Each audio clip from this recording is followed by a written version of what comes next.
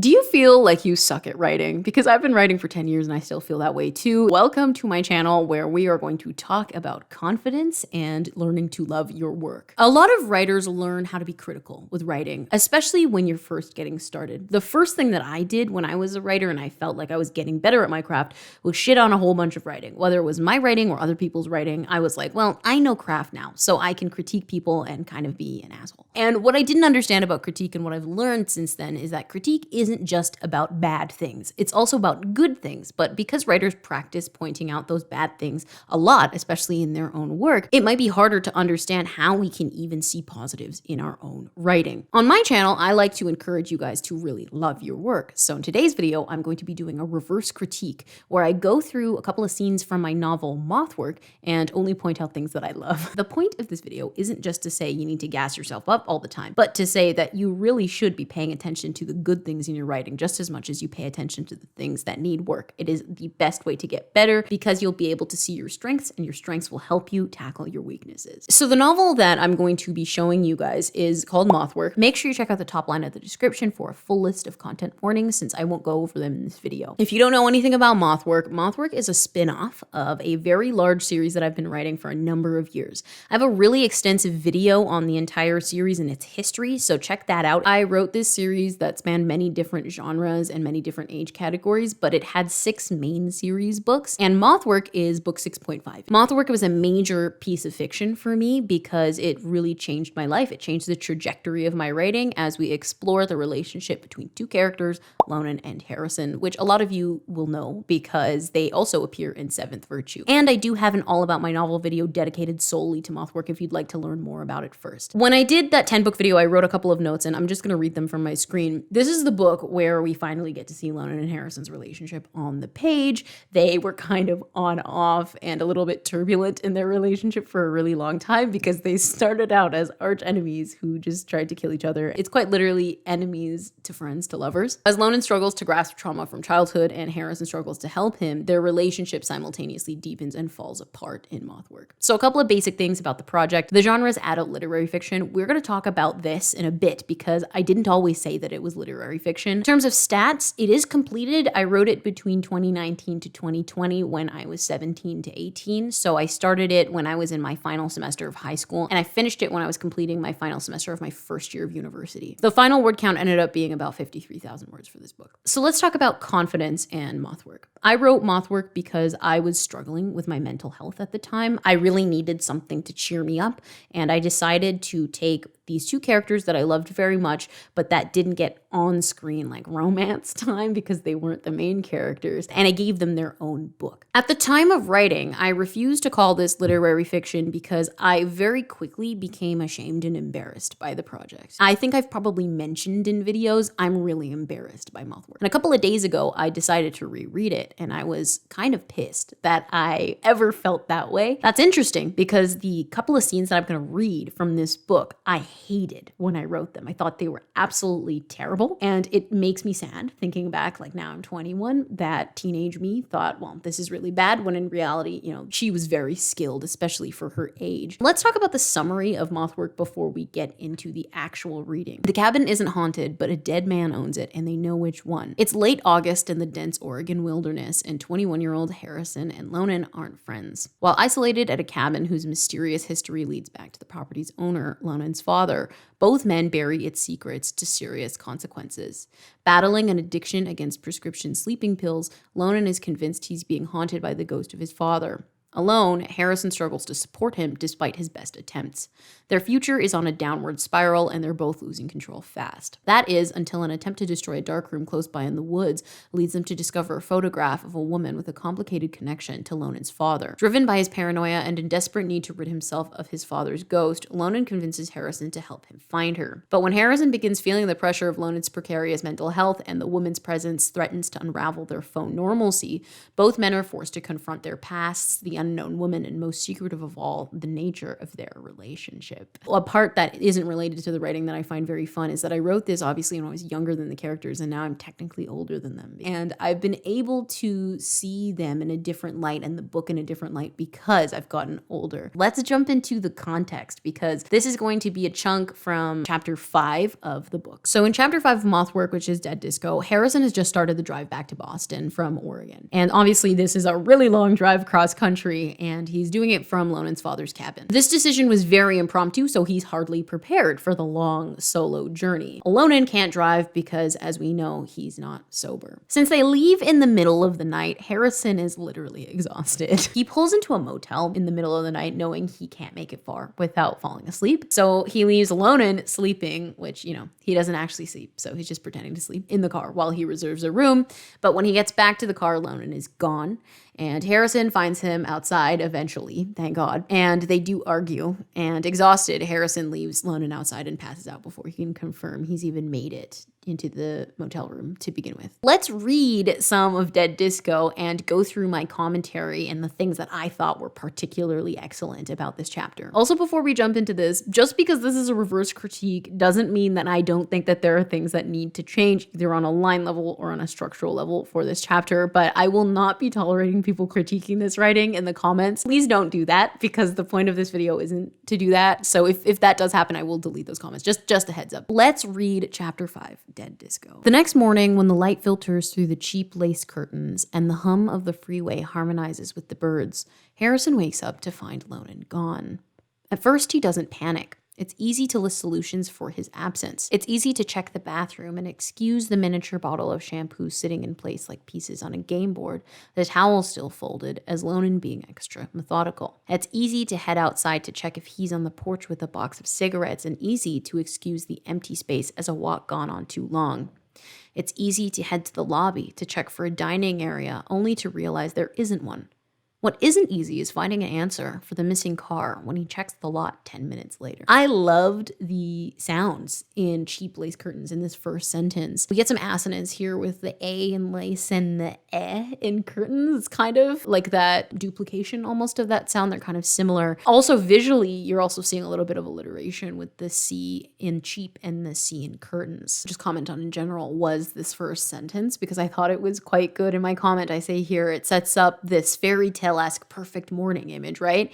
With the soft lights and the birds, and then we completely shatter it because Lonan isn't there and should be. The next thing I liked was at first he doesn't panic, which is the next bit in the first paragraph, which I thought was a great personality indicator of Harrison, at least in this point of the book. His instinct is always to be immediately like, okay, I'm not panicking. Something really bad is gone, like Lonan could be missing. Where is he? I'm just not going to panic about it. The next thing I wanted to highlight for you guys was miniature bottle of shampoo sitting in place like pieces on a game board. This is a repetition of like a reference that actually happens a couple of times in Moth Work with a game board or chessboard imagery in particular. And I also like the idea that like those little mini shampoos that like everybody steals end up being like game pieces. What an interesting comparison to make that I don't even know how I thought of that. All of these like very neat things like the towels, the shampoos that are untouched, as Lonan being extra methodical. I think that's a quick personality indicator of him, and at least who Harrison thinks he is. The next chunk that I wanted to highlight was if he's on the porch with a box of cigarettes, it's easy to excuse the empty space as a walk on too long. It's easy to head to the lobby to check for a dining area to only realize there isn't one. I loved this section here where Harrison's like, well, if I went here and he wasn't there, then I can excuse that because of XYZ reasons. It gives this indication about their relationship, right? Like Harrison knows Lonan so well that he can map out his routine. So if he's not smoking, he's probably on a walk. If he's not on a walk, he's probably gotten up for breakfast already. What isn't easy is finding an answer for the missing car when he checks the lot 10 minutes later.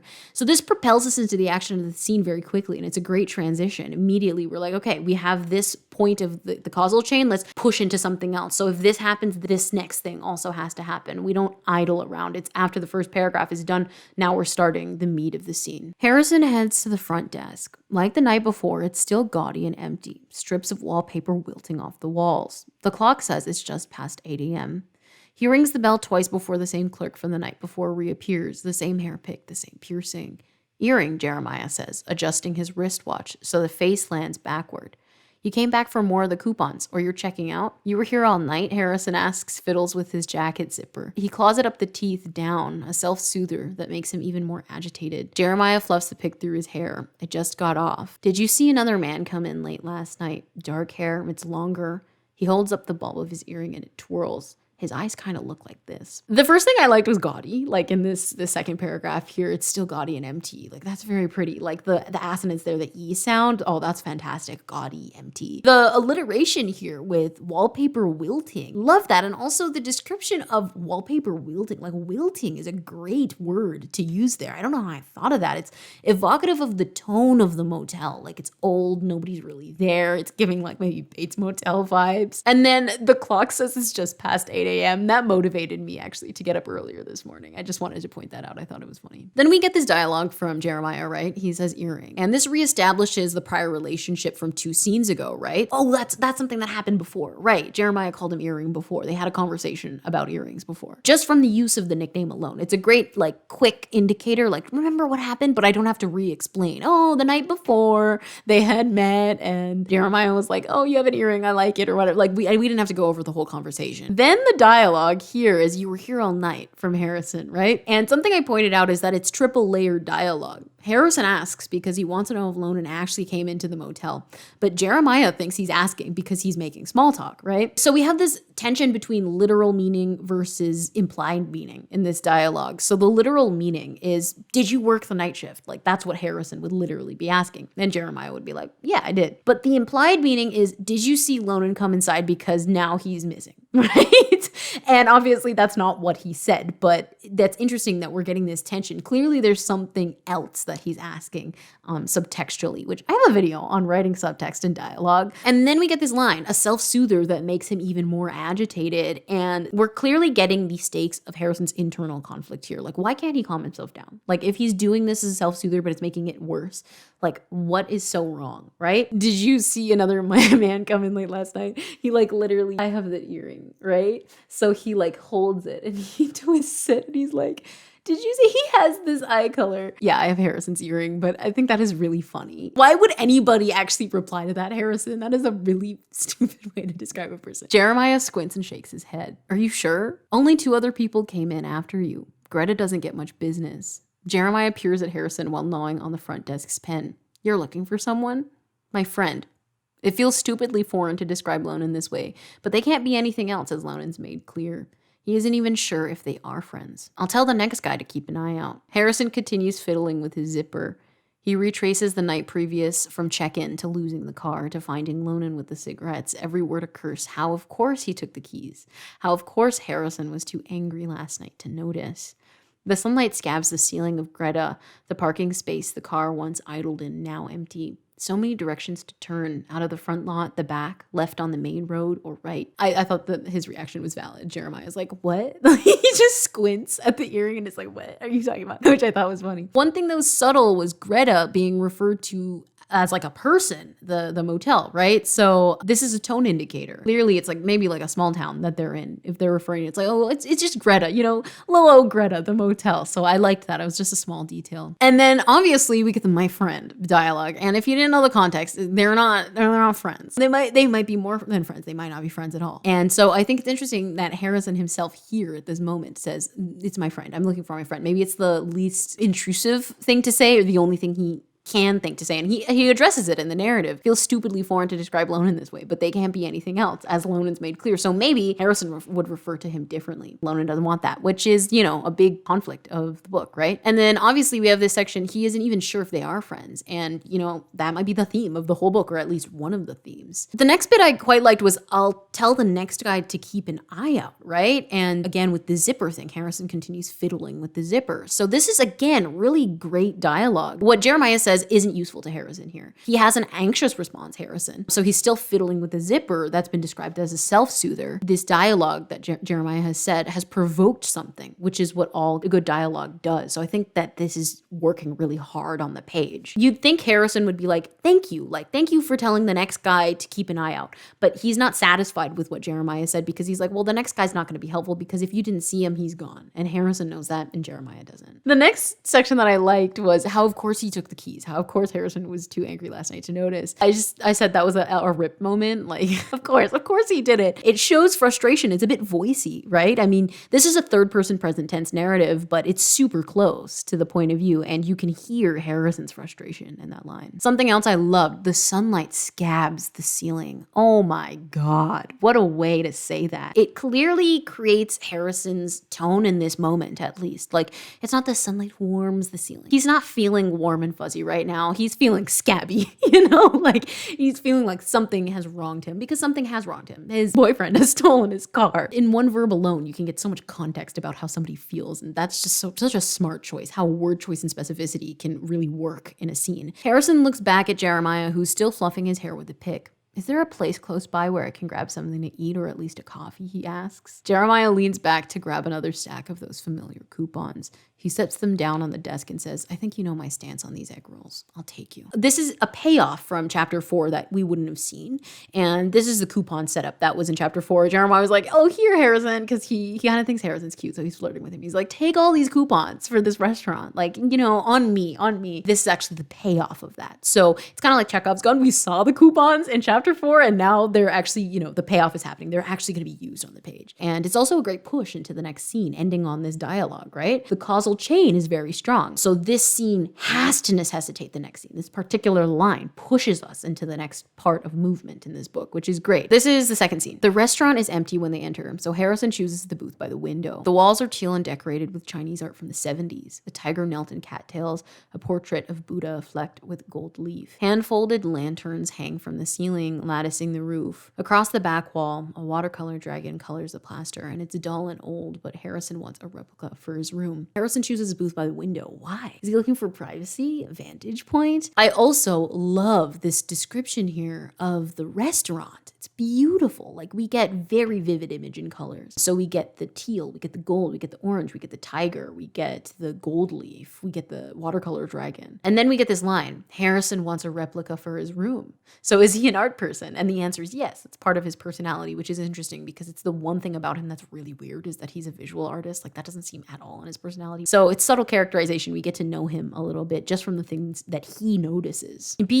Jeremiah calls to the woman rinsing glasses in the back. He smiles when she turns to greet him and raises his hand with the rings to wave. I brought you another victim. Biya towels off her hands and sets the rack of clean glasses off to the side. Her gold pendant rattles against her chest as she crosses their booth. She's young, maybe his age, her hair pulled back into a jade comb. Plaits of it run loose and frame her face, and she reminds him so strikingly of Reeve it almost startles him. Harrison, Riz introduces, extending his palm for a handshake. You're a friend of JJ's? He's staying at the motel, Jeremiah says. We brought coupons. This is a fun section because I brought you another victim. It's great dialogue. It's a characterization of both Jeremiah and Bia by proximity, right? Like, we get to know her, like maybe she's quite intense, and then we also get to know Jeremiah. He's a bit of a jokester, right? And then slats is a great noun to describe the hair on the side of her face. It's a great strong noun. I loved that. And then I wanted to point out this dialogue. I think that there's such good flow here. You're a friend of JJ's, like, we don't even have a dialogue tag. We just know it's her talking. And then Jeremiah just interjects, like, it's just three of them, and he's like, yeah, you know what? He's my friend now. Like, he's staying in the motel. He's cool. And we brought coupons. So he's constantly moving the conversation. It's not really idling too much. Bia shoots him a glance that suggests this is obvious, but doesn't ask for the copies. She only jots down the order Jeremiah feeds her, 2 servings of egg rolls and a pot of jasmine tea. She writes quickly and unintelligibly, and even though he only sees the writing for a moment, the way she curves her vowels is almost identical to Reeves. Bia moves with a deftness so familiar, he almost forgets she isn't her. She shouts their order into the kitchen like she does this often, yelling at people, moves like she's in a rush, bangs floating across her forehead like she's cut them herself. A dampened prettiness to her, she only now needs a cigarette. You're staring. Jeremiah's voice rattles him out of his daze. Harrison flushes. She looks like someone I know. Your girlfriend? The thought is mortifying. Oh God, no. Bia shoots him a glance that suggests this is obvious, but doesn't ask for the copies. Like, this is, again, characterization by proxy. We get to know that, like, they're friends, like, she's cool with him, but maybe, like, you're annoying at the same time. She curves her vowels, which is a very specific thing to notice, Harrison. Like, she writes the same way as my friend does. That is such a specific thing to notice about somebody else's handwriting, you know? And the next thing I like, she shouts their order into the kitchen like she does this often, yelling at people. I thought that was really funny. I also loved the verb fluting here, bangs, fluting. I don't even know if like definitionally it works, but it just sounds beautiful. Personality indicator with like she's cut them herself. If she cuts her own hair, you know, maybe she doesn't like spending money on haircuts. She's like, nah, I can do that myself. And then a dampened prettiness. Dampened prettiness is a really pretty phrase. It's that P, that repeated P, the consonants there, the p. And then obviously we get this hilarious section of dialogue. I thought Harrison's reaction, the thought is mortifying. Oh God, no. Especially because, you know, Reeve is like a sister to him and also like he literally is gay. Harrison touches at his throat and it's hot, throbbing. He blots his fingers there, but the heat doesn't subside. A friend, she's like my sister, Reeve. She lives around here. He shakes his head. She's probably dancing in New York or something. So she's a dancer? She could be. Harrison traces the grain of the table's wood with his fingernail and tries not to think about her. He sees her in Lonan's face, but it's not the same. He misses her and worries for her and wonders if she really is somewhere dancing in New York. Glitter under her eyes and her hair, dazzling brighter than her glass of champagne. You said your friend was missing, Jeremiah says. What about him? He came here with you? I'm driving him home. This is only half true. So he stole your car? Yes. Like, she could be. Like, there is so much tone in this one line of dialogue. And this is something I love about dialogue so much. You can get people to say things without saying them, especially if you use that, you know, subtext really, really well. We hear a fondness here. Yes, she could be a dancer. My friend is great and can be anything she wants because of that, right? But we also get sadness. Perhaps she's a dancer, but I don't know because I'm not with her and I feel like I'm losing her. And we also get some avoidance in this dialogue too. Like, I don't know what to tell you. Like, why are you asking me about this still? Like, I don't want to talk about this anymore. He sees her in Lonan's face, but it's not the same. I love this. And I love it because of context that you wouldn't know in Moth Work. This completely changes in Feeding Habits. In book 2, in Harrison's point of view, he invites Reeve over for dinner in Feeding Habits just so he can see Lonan's face again. So it's an accidental pantsing win, where in Moth Work, he's like, you know, obviously I can kind of still see her because like they look the same, like they're siblings, so like they have similar features, but it's not the same. Feeding Habits, he doesn't, because they split up at the end of Moth Work, spoiler alert. By Feeding Habits, he's so desperate that he's like, yeah, like if I can only see him through you, I'll see him through you. But he knows, at least in Moth Work, it's not the same. It's not going to give him what he wants, right? It's so interesting. I totally did that on accident. That was not on purpose. I'm driving him home. This is only half true. I loved this because we didn't even need dialogue tags in this like 3 dialogue bit, like this back and forth here, but it's so obvious who's talking. I'm driving him home. This is only half true. It's obviously Harrison talking. So he stole your car? Jeremiah's like, what the fuck?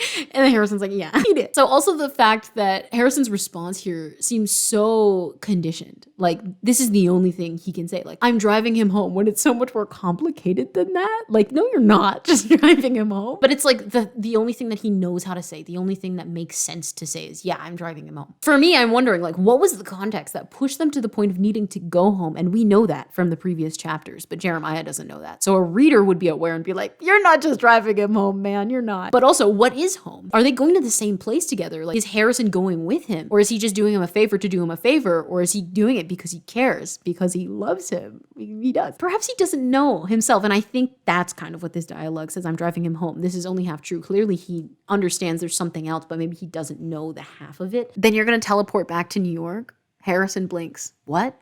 Since you're out of a car. Sunshine pools in the restaurant and pings off Jeremiah's teeth. Harrison laughs.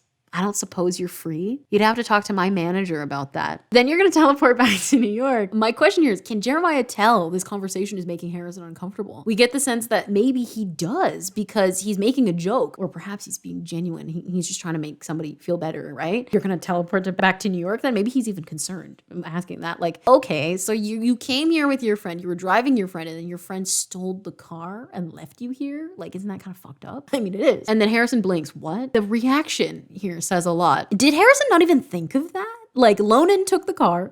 Lonan's been stealing a lot of his things in Moth Work. So far, he's stolen his cigarettes. He's stolen his jacket. He's stolen his necklace and his car keys. He is a bit of a disaster. Did Harrison even realize the consequences of not having a car in particular? Because, like, you know, he could probably deal without his cigarettes. He'll be cold without his jacket, but he's not stranded without those things. Without a car, he is. Has he realized yet that Lonan screwed him by abandoning him across the country? Does he realize that that's a major problem for him? How the hell hell is he supposed to get home? How does that make him feel is my question. The simple what? Like, we were talking about this in one of my classes, like how what can hold so much like context, the single word, right? So what here coupled with the blink, Harrison blinks, means he probably hasn't even considered this. Like he is tired. He's just woken up. He's kind of a little bit panicked because, his boyfriend isn't there and has clearly stolen his car. And is he ever going to come back? I don't know. He doesn't know. So he's more focused on that. And he's probably just not thinking about, oh, right. If he took the cart, like, where am I going to go after this? I don't have anywhere to go. So how will this moment, push the rest of this scene now that Harrison is aware of his reality? He took my freaking car.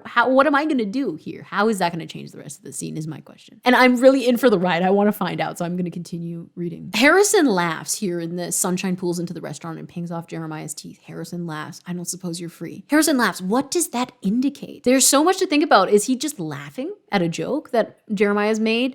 It seems like he's laughing because he's almost shocked. Like he's like, oh, right. Like, what, right? Like, I guess I am just going to teleport back to New York. Of course I have to teleport back to New York. There's no other way to get home when your partner steals your car. Oh, LOL. Like, oh, what was me? He's like, oh, slay. My ex stole my car. How fun. It's also a callback to earlier in the chapter when Harrison says, of course he took the keys. Remember earlier on page 1, of course he took the keys. Of course he left. Of course he left me here. Of course he'd do this to me. This is how he is kind of this moment of, in just this laugh alone, right? Harrison's almost like he's hoping that it changed, that he'd see what I'm doing for him, but he just isn't. A humor, but it's like an amusement that is just like, what the fuck? And I don't suppose you're free. It's totally flirting. Bea brings out their egg rolls, 2 plates stacked up her forearm. If he squints hard enough, her face morphs, her hair morphs, her mannerisms all morph into Reeve. He wants to let himself wonder where she is, if the trip to Boston has driven her mad yet.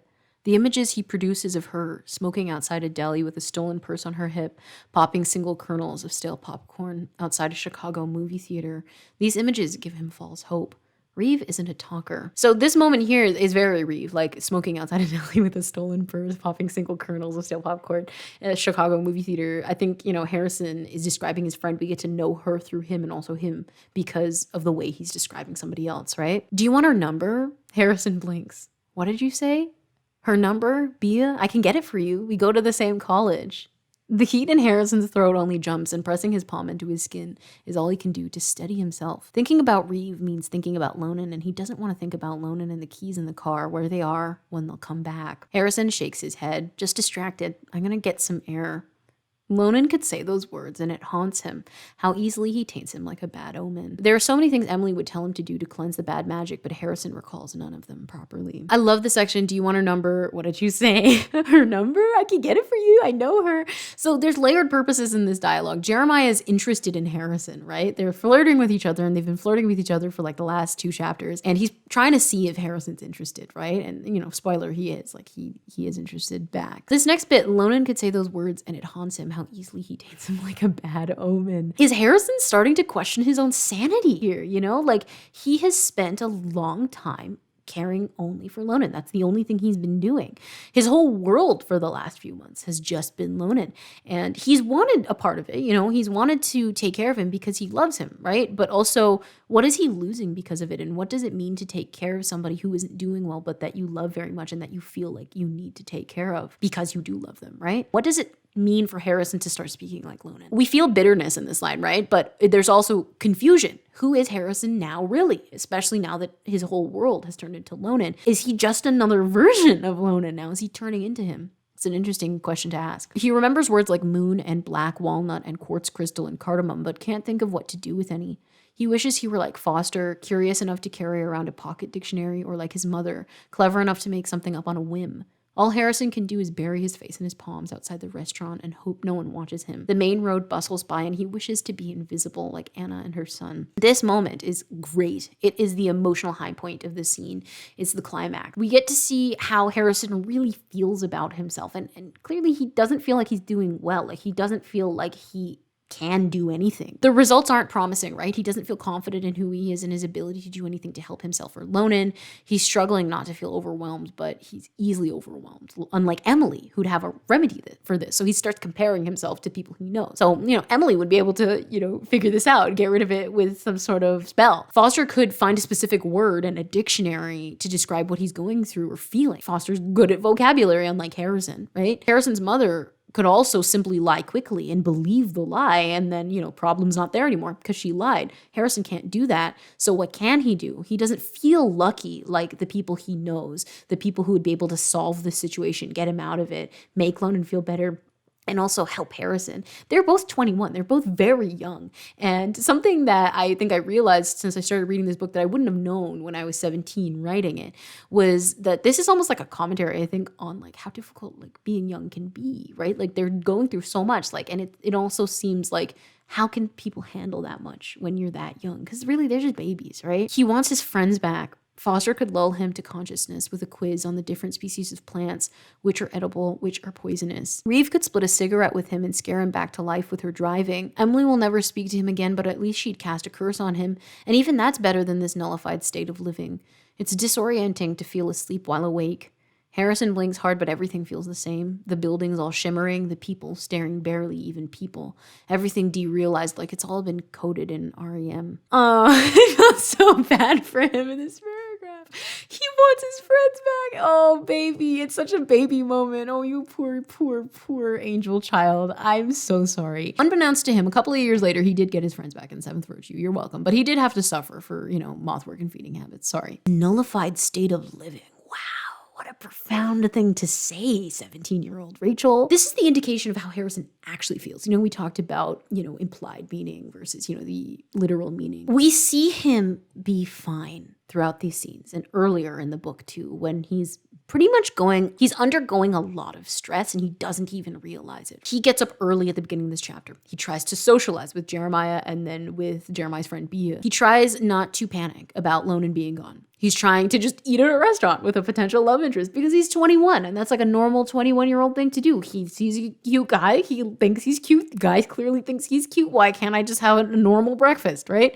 But none of this feels normal to him anymore, right? His thought is, this is weird. I'm living in a dream. None of this can be real, even though this is the most normal thing he's done in the entire book, is have breakfast with Jeremiah and talk to the friend. What was normal to him before? What was he like before all of this happened to him, before he kind of started morphing with Lonan psychology? Was his normal before Lonan? So freaking good. Also, Dee realized, like, it's all been coded in REM. Like, love that moment. It's disorienting to feel asleep while awake. This is a denial of his reality, and it shows where Harrison is at and where he needs to change by the end of the book. This is almost like his fatal flaw. His fatal flaw is that he cannot accept that this is what his life is, right? Because if he accepts that this is what his life is, then he has to accept that he needs to change something because this is not sustainable. By the end of the book, he does realize that, and he, that's why they separate, because he can't keep chasing Lonan for the rest of his life, and he's very young. He needs to focus on himself. He's like, I'm a walking, sleeping person. I have to be. No other reason that I would feel this way. I just have to be asleep right now, right? No way I'm living in a reality where this is my life, and this is the person I love, and this is the person that I want to help, but also that I feel like I have to help. It feels unfair to him, I think. In no way did he actually take the cars, what Harrison's probably thinking, and strand me here. No way. Why would he have done that if it's not a dream? I must be dreaming. I think it's this moment where he's like, wow, like this is my life, and my life is insane. He doesn't know why he's at the restaurant with a different man in a foreign state, without a car, without his friends. The thought makes him nauseous, and he'd vomit if it weren't for the sudden crinkle of a plastic bag and jangle of keys that jolts him back into the real world. He expects Jeremiah to be angry at him. From Harrison's perspective, he's only embarrassed him in front of his friend and abandoned him in the restaurant. He shouldn't pity him or want to find out more. Jeremiah should just be pissed. So when he touches at his shoulders and says, I realize the morning rush is kind of dull. Thought we could do takeout. It's more confusing than relieving. I don't understand, Harrison says, pressing his nose bridge so hard the bone begins to ache. Takeout?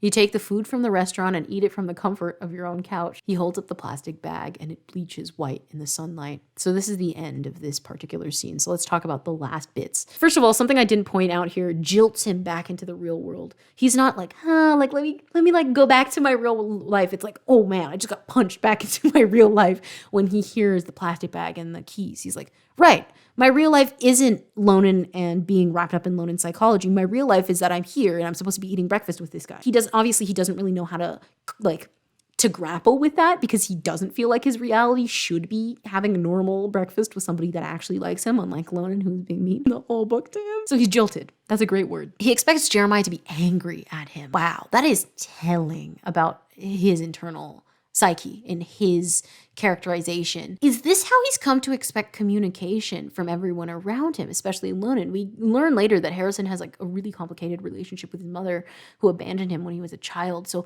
is this something like that he has come to learn, that him doing something like, okay, I just need to go. Literally all he did was say, I need to go outside and I need to get some fresh air and I need to breathe. Is he thinking me saying that I have this boundary, I just need to take a second, I just need a break?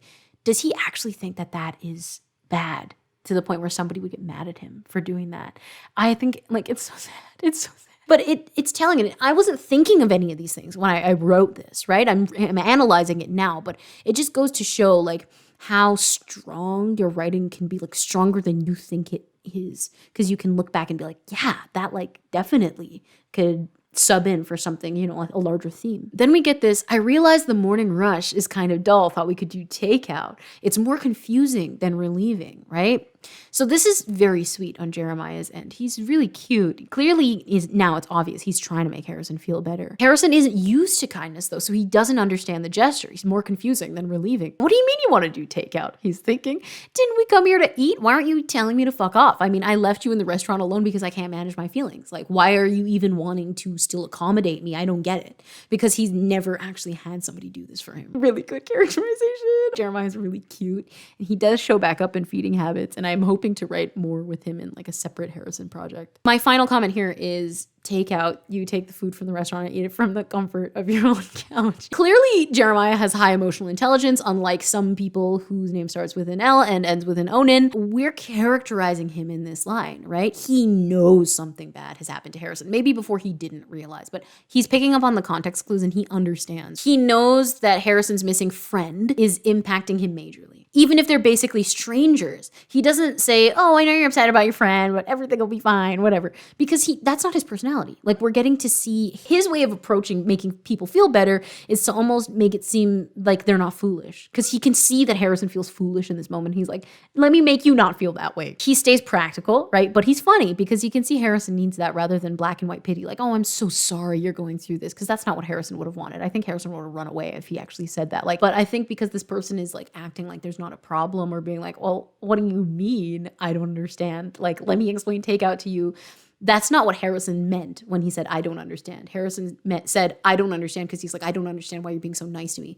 And Jeremiah's taking it literally. He's like trying to be cheeky about it. And he's like, well, this is what takeout is since you don't understand. But that's not what Harrison didn't understand. So I think it's really sweet. I was reading this a couple of nights ago and I was absolutely enthralled since we're at the end of this video. But I was absolutely enthralled because I hated this book for so long, and I feel quite like hurt now thinking about it now that I ever felt like I had to feel that way, because I thought that people, if I ever shared Moth Work excerpts or if people ever read Moth Work, they'd be like, the writing is so bad. What the hell do you mean it's literary? So I decided like, I can't call it literary. And it's not that I needed it to be literary in order for it to be good. That's not what I mean at all.